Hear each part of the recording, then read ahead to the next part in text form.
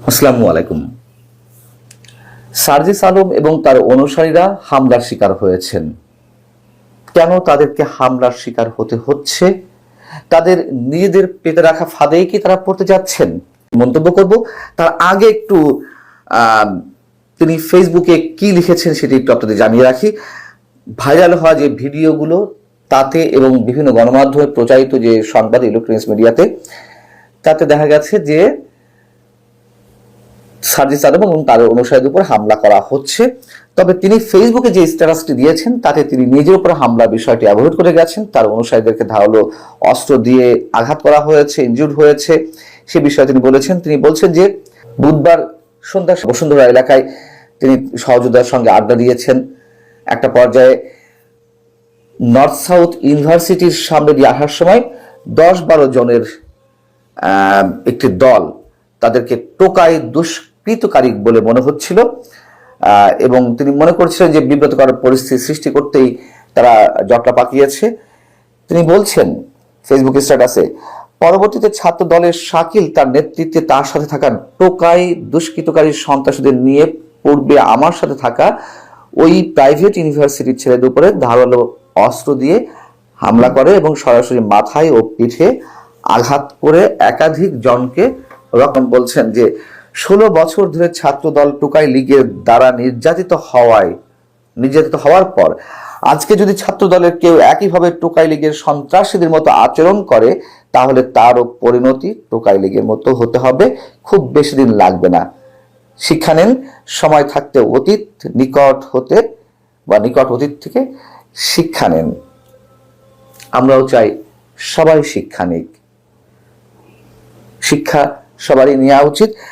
আর এই যে হামলার শিকার হয়েছেন ঢাকা বিশ্ববিদ্যালয় এলাকায় যে 7 কলেজের আন্দোলন শিক্ষার্থীদের ঢাকা বিশ্ববিদ্যালয় এলাকায় গেছেন, তারা তাদের দাবি জানাতে, সেখানে হাসনাত আব্দুল্লাহ এসে নাক গলালেন এবং তিনি হামলার শিকার হলেন। সার্জিস উপর যে হামলাটি করা হয়েছে আমরা তার তীব্র নিন্দা জানাই অবশ্যই, কিন্তু যে প্রশ্নটি তুলছিলাম যে তারা তাদের নিজেদের পেতে রাখা ফাঁদে পা দিচ্ছে কিনা। এখন তো যেখানে সেখানে মবের সৃষ্টি হচ্ছে, মব ক্রিয়েট করে গণপিটুনি থেকে শুরু করে উদ্দেশ্যমূলক হামলা করা হচ্ছে, হামলার নির্দেশ দেওয়া হচ্ছে।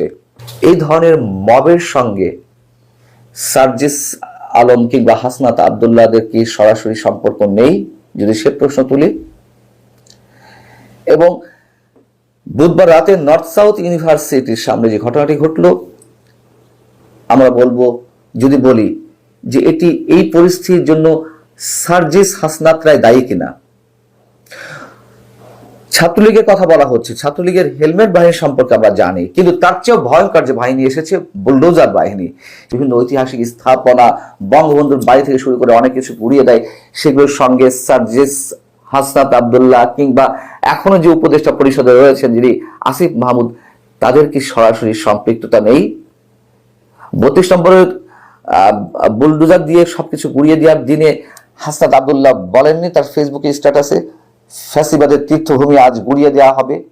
আসিফ মাহমুদ তার ফেসবুক স্ট্যাটাসে বলেননি যে উৎসব হোক? কোন বিষয়কে ইঙ্গিত? জাতীয় পার্টি কার্যালয়ে জ্বালিয়ে দেওয়া হলো, ভাঙচুর করা হলো। সেদিন সন্ধ্যায় এই ঘটনা আগে হাসনাত আব্দুল্লাহ, সার্জিস আলমরা ফেসবুকে স্ট্যাটাস দিয়ে কি বলেছে আমরা জানি না। তারা মবের ক্রিয়েট করেছে এবং যেসব জায়গায় মব ক্রিয়েট করা হচ্ছে তার বিরুদ্ধে কোনো ব্যবস্থা আছে? দেশের আইনের শাসন কি আছে? 16 বছরে আওয়ামী লীগ যা না করেনি তার চেয়ে বেশি চলছে কি অনেকে বলছেন। কেন বলছেন? শুধু তুলছেন তারা সবাই কি আওয়ামী লীগের সমর্থক? এবং এর মধ্য দিয়ে কারা সাফারিংসের শিকার হচ্ছেন, কারা এক ধরনের আতঙ্কের মধ্যে পড়ে গেছে, নতুন এক আতঙ্কের নাম মব। সেই মবের বিরুদ্ধে কোনো ধরনের কোনো ব্যবস্থা নেওয়া হয়েছে? বরঞ্চ আমরা সবকিছুকে আড়াল করতে দেখছি। অতএব এই যে আইনের শাসন নেই, ভয়ঙ্কর ভাবে সব জায়গায় মব, সব জায়গায় উশৃঙ্খল জনতার একটা রাজত্ব চলছে, সেটা বিচার অঙ্গন থেকে শুরু করে সব জায়গায় মবের সৃষ্টি করেছে জনাতন দাবির প্রেক্ষিতে। এমনকি বঙ্গভবন পর্যন্ত রক্ষা পায়নি, সেনা সদস্যদের উপর আক্রমণ করা হয়েছে। সেনা সদস্য বলতে চায় এই যে সার্জিস আলম, তিনি যে বললেন যে 16 বছর ধরে ছাত্রদল টুকাই লীগের দ্বারা নির্যাতিত হওয়ার পর আজকে যদি তারা